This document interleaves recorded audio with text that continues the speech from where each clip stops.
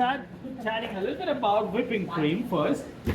So, whenever you start to whip cream, the thing you want to keep in mind is the volume is going to double.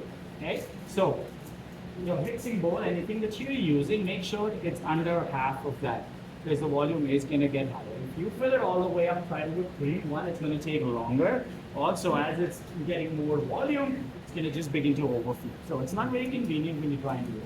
Okay? So, I add everything in there, the sugar, I added some vanilla in there, chantilly vanilla flavor. So, that's why we're doing that flavor. Now you put that in. If you don't buy this kind of vanilla base, this is $80 a bottle, which is not bad. But it's not the best quality vanilla beans, honestly. But it's okay. If you buy the extract, right, that works, does the job too. So if you buy beans, if you're one of those connoisseurs who loves nice vanilla beans from Madagascar, then I'm sure you live in a mansion somewhere, but you can also scrape the beans with them. Try not to put the whole beans inside. You always want to make sure you scrape the beans. Okay. Now, start to whip. A couple of years ago, and this was before COVID, SAIT had summer camps. So I was teaching summer camps. These were grade 4 students. Oh boy. Yeah, and we did some pies. So we were going to do whipping cream to decorate the pies, and we did a little whipping cream contest. So everyone set up their station with a whip, and it was going to be whipped by hand. And then when I gave the go ahead, they all started to whip. The catch was is the way you were going to tell if your cream is ready is you would take the pole and flip it over your head. Yeah. I had two people, right? Really, funny, and they were like, I'm gonna win, and they just went, and flipped it right over. There we go. It was a bad hair day for them, so don't try that at all. So whenever you start whipping your cream, start off at speed 5, somewhere about in the middle. Okay, medium speed is where you want to start off on, and then gradually take it higher. The reason I'm not going full glasses if I do is just going to splatter everywhere. It makes a mess, right? Whipping cream splatters are the worst to clean. They are even terrible. Are you happy you're on camera? I'm just telling the speed, yeah. They're counting on me, chef. This is awesome. I thought you were doing like sign language. 5, 9. Okay. So speed 5, let that go on for a few minutes, right? And then you push it far, a little hard. Okay, I'm gonna leave that there. Okay. So as we wait, a couple of things we need to get ready. So Let me see. Yes. Why we use the medium speed then? just because otherwise it splatters everywhere. So on medium speed, it will thicken up a little bit, and then when you push it higher, it won't make too much. Yeah. Okay. Also, I talk too much sometimes. So, that might just overwhelm if I tell you my stories. So before we start doing the Swiss roll, we just want to make sure you've got all your mise en place ready. Okay. So we're going to use some mangoes. These frozen mangoes in the freezer. As soon as you get it on your left, we're going to take 120 grams of mangoes. Right there.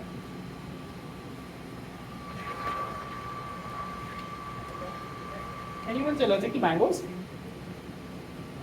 Anyone's allergic to anything? Any allergies? I can't eat them. You can't eat bananas? Well, let's make banana bread tomorrow. Okay, no, sounds good. Good to know. But there's no bananas anyway, so I think you'll be safe. Okay, so now, everyone doesn't need to do this step. What I would suggest is the ones of you who excel in intro to cooking, you had some great knife skills, maybe you can just, cut these up. They are slightly too big. So when we do the Swiss roll, if you have fruits that are massive, what happens is when you try and turn it, it creates too much of an air pocket. And also, there's a good chance your sponge might break. So for that reason, we're just gonna cut these really rough. I'm not gonna grade you on your choppings here, so don't worry about making it perfect. Just make it small. One of the things that I love about my knife is that it's not been sharpened for 15 years now, so it's really blunt, this one. And what happens is every time I use someone else's knife that's sharp, I cut myself. So, Different style, one different thing that style. you are gonna have to deal with as pastry chefs is working with sharp knives. There is no work around it. If you love cooking, you'll be fine. But otherwise, yeah, you will wear a hand guard or something. Okay, now twist this up. Speed 8. Let's do its thing.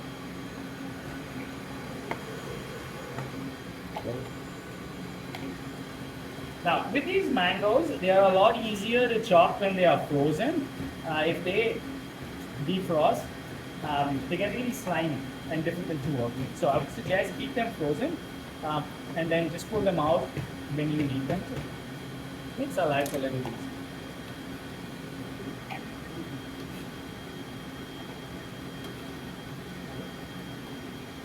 Okay, give me a minute, stop.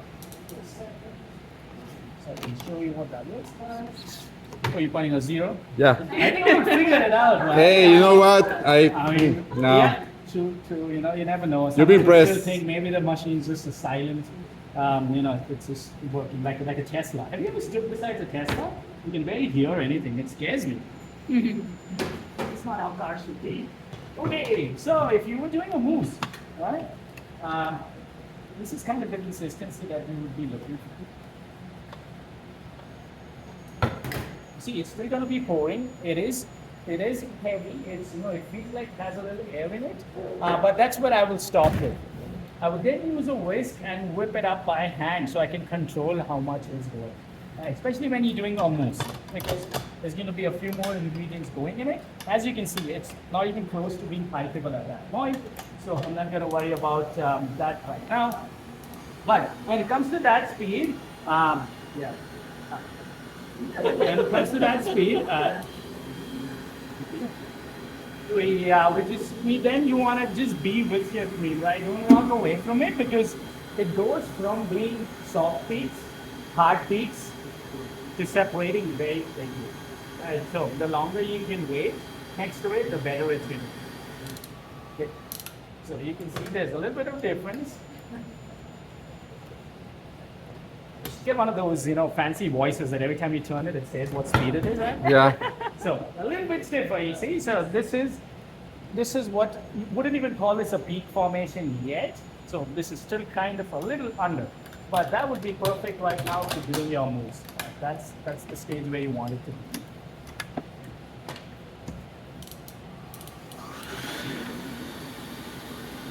Time. Thank you, chef. Thank you. 8, Okay.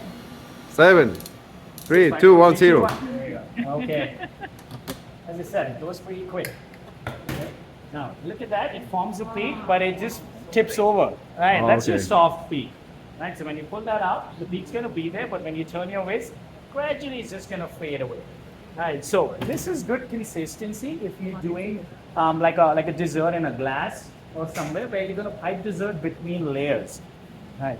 It's not good for a cake because it's still not stiff enough. What will happen with this is it will begin to ooze out of the sides, right? So when you do cakes, it needs to be stiff cream, no matter what layer you're putting in, okay? But this is great if you're doing like making a dessert, maybe, you know, in like a trifle. Have you heard of trifle dessert, right? Sponge, some whipping cream, some pastry cream. So if you're doing it in a dish or a cup, this would be good. Yeah.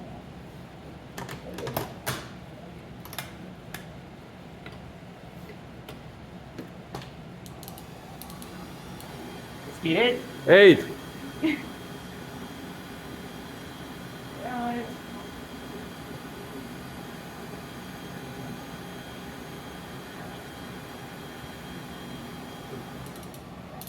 Okay. 0. 0. No. Not moving. And then when you get this, see when you turn it, it stays up. Right? Wow. So that's your stiff peak. So quick. Yeah, it goes really fast. Now, what a lot of chefs like to do is when you're whipping cream, especially if you're going to be using it, let's say you have a beautiful display case, right? And you're making pies first thing in the morning, you're going to pipe some cream on it. But if your pies are going to sit there till like 4 o'clock in the evening, that cream is not going to hold its stiffness, right? It is going to deflate. So to avoid that, there's a couple things you can do. You need a kind of a stabilizer in there. So a lot of places, a lot of industrial places, a lot of restaurants, cafes, we use, we buy in a stabilizer, which is called neutral fondant. Neutral fondant. Neutral fondant. So this is what it is like. It's in a powdered form, um, and it helps stabilize in the form that it absorbs some of the water in it. The reason why your cream deflates is because of the water content in it. When you add this stabilizer works similar to gelatin, but it doesn't need to be heated. So it captures the water molecules, keeps them together. That way, your cream holds its shape. So if you don't have this option, you could add gelatin into your whipping cream. Right? Maybe 2 grams for a liter is meant to be. Okay, 2 grams per What liter. is the ratio for This is 10 grams for a liter. 10 grams of this fondant, and usually when you buy it, the packaging will tell you. Most brands have their own specification, but usually the packaging will tell you what is. But if you're using gelatin, 2 grams of gelatin. If you are using gelatin, that changes the dynamics a little bit because you've used gelatin, right, before? Yes. So you need to bloom gelatin. Right. Then you have to get rid of all the water, then you have to melt it down, and then you put it in before you start cooking. Yeah, and then you start to work. So it kind of is very similar to a mousse when you add gelatin in there because it's holding shape a lot. Yeah, so that's about whipping cream. Now, in industry, when I worked, all places I worked, right, we didn't whip cream every time we needed it. So, one of the tasks in the morning would be to whip up 10 liters of cream for that day. We would then put it in a bucket, keep it in the fridge. Every time you needed cream, you would grab some of it.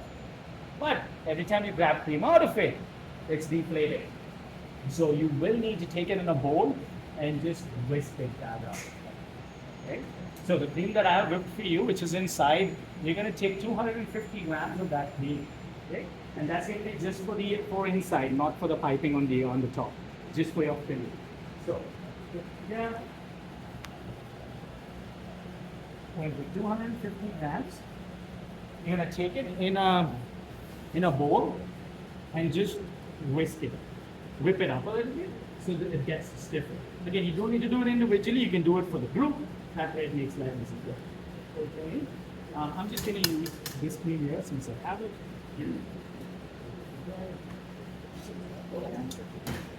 Okay.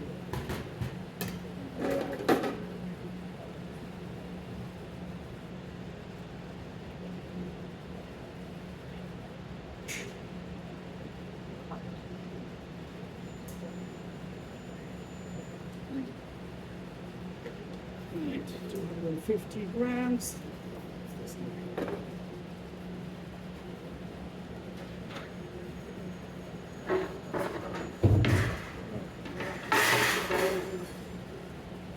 Grams look like. Put that in. Take my sponge out.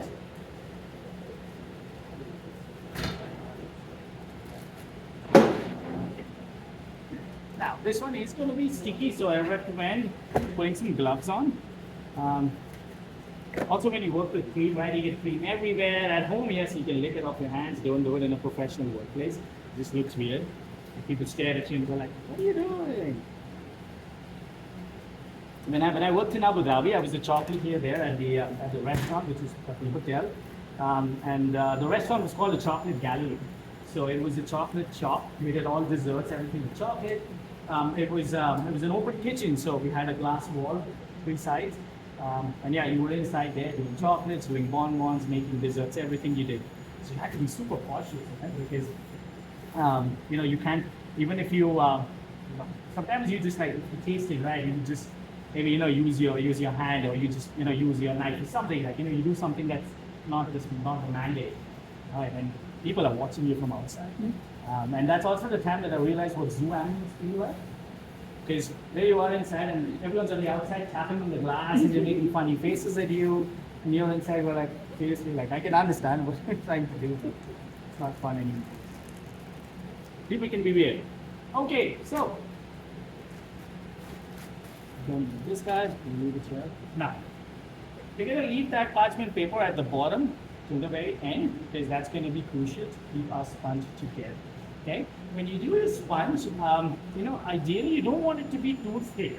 So keep in mind the recipe that we did yesterday is perfect for a half sheet tray. If you think, you know what, I'm just gonna double that up, that sponge is gonna be really thick, which means it's gonna be difficult for you to roll. Okay. So when you do a Swiss roll, ideally it needs to be about this thick. So, first thing first, we're gonna add a little syrup into it. And syrup is important because that's what's gonna make sure it folds. Moisture is gonna help that, right? So just like what we did yesterday, just gonna brush some of that syrup on the top. Again, not too much. We don't need to overpower it. This syrup was flavored with some vanilla beans. Chef Clark had made it before he left. But if you're making it at home, stuff you can flavor it with is like cinnamon, maybe some star anise. Whatever herbs you have lying around, right? If you don't have that, that's it. Now, try not to brush it too much on the top because you are going to notice that the top crust is going to start to peel off. Right? You don't want to take off too much, so just make sure it stays that way. Now, next up, grab a piece of parchment paper, put that underneath.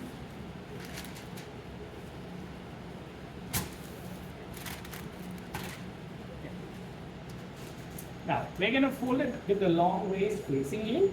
The reason we're doing that is because if I folded it the other way, by the time I went all the way through, it's going to be too big.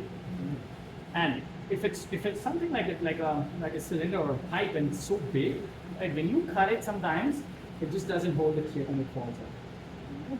So we make something longer that way. You can see your length. Sorry.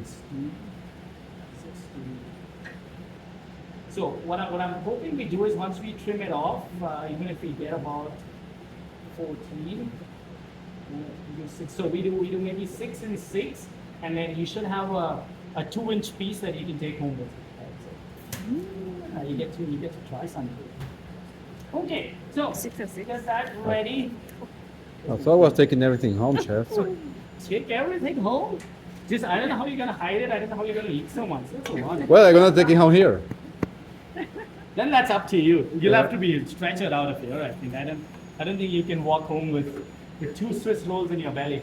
Oh well, you wanna But again, bet? I never know. You wanna bet?